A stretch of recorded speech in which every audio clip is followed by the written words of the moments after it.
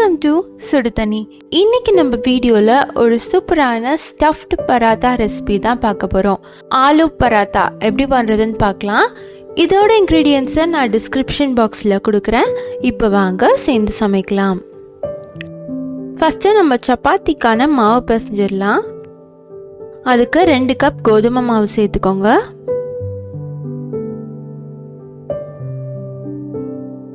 அதோட 3 டீஸ்பூன் நல்லெண்ணெய் சேர்த்துக்கோங்க.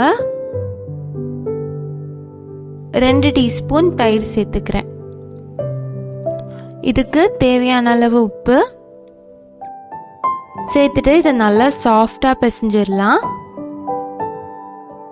ஃபஸ்ட்டு நல்லா மிக்ஸ் பண்ணிட்டு கொஞ்சம் கொஞ்சமாக தண்ணி சேர்த்து நல்லா சாஃப்டாக பிசைஞ்சுக்கோங்க.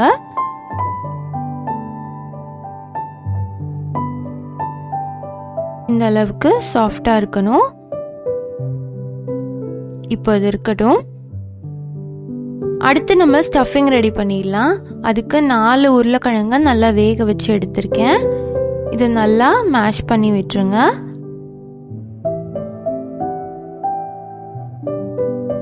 இது கூட ஒரு பெரிய வெங்காயம், காரத்துக்கு ஒரே ஒரு பச்சை மிளகாய், கொஞ்சமாக கொத்தமல்லி தழை, 1/2 டீஸ்பூன் உப்பு,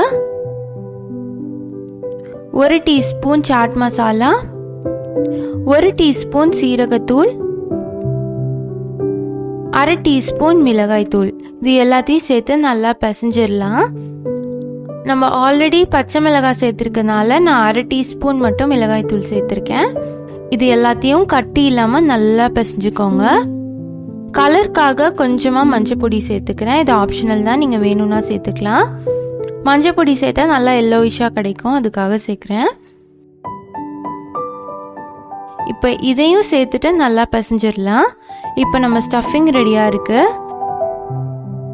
அடுத்து நம்ம செஞ்சு வச்சிருக்க சப்பாத்தி மாவில் ஒரு பெரிய பால் எடுத்துக்கோங்க. அதை லைட்டாக தேய்ச்சிடலாம்.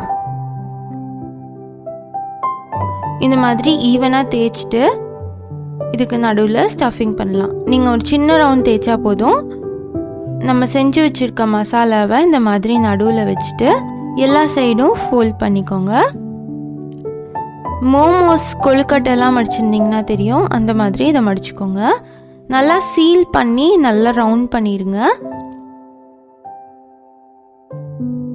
ஓப்பனாகவே இருக்கக்கூடாது, நல்லா சீல் பண்ணிக்கோங்க. பண்ணிட்டு நல்லா ஒரு பாலாக ரவுண்ட் பண்ணிக்கோங்க.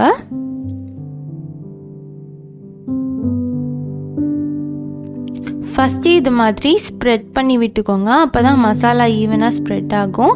2 சைடும் மாவு போட்டு நல்லா இந்த மாதிரி ஸ்ப்ரெட் பண்ணதுக்கப்புறமா தேய்க்க ஆரம்பிங்க.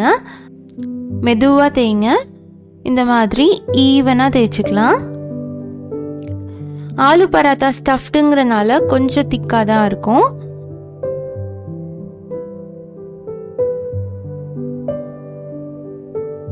இப்போ கார்னர்ஸ் எல்லாம் நல்லா தேய்ச்சிருக்கேன்.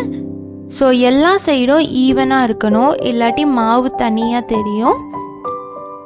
மசாலா எண்டுக்கு வர அளவுக்கு நீங்கள் நல்லா தேய்க்கணும். பார்த்தீங்கன்னா இந்த எண்ட்ஸ் எல்லாம் நல்லா அமுத்தி விட்டுக்கோங்க, குண்டு குண்டாக இருக்கக்கூடாது. இப்போ நம்ம ஃபுல்லாக தேய்ச்சாச்சு, எல்லாமே ஈவனாக இருக்குது. முக்கியமாக இந்த கார்னர்ஸை இப்படி அமுத்தி விட்டுக்கோங்க. இப்போ இது ரெடி ஆயிடுச்சு. அடுத்து நம்ம தவாவில் போட்டுடலாம்.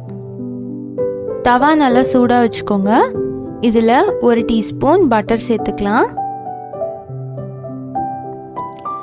ஆலு பராத்தாவை பொறுத்த வரைக்கும் பட்டரில் பண்ணிங்கன்னா தான் ரொம்ப நல்லாயிருக்கும். எண்ணெயை விட பட்டர் நல்ல டேஸ்ட் கொடுக்கும். இப்போ இது 2 சைடும் கேர்ஃபுல்லாக திருப்பி போட்டு நல்லா சுட்டு எடுத்துக்கலாம்.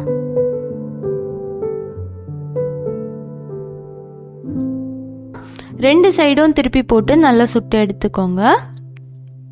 கொஞ்சம் நேரத்துலேயே இது கொஞ்சம் புஃப்னு வரும்.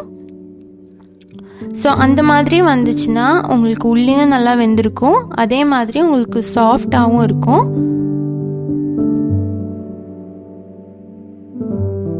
நம்மளோட ஆலு பராத்தா சூப்பராக ரெடி ஆயிடுச்சு. இதை தயிர் கூட சர்வ் பண்ணுங்க. தயிரோட ஒரு சூப்பரான காம்பினேஷன். என்ன ஆலு பராத்தா ஈஸி தானே?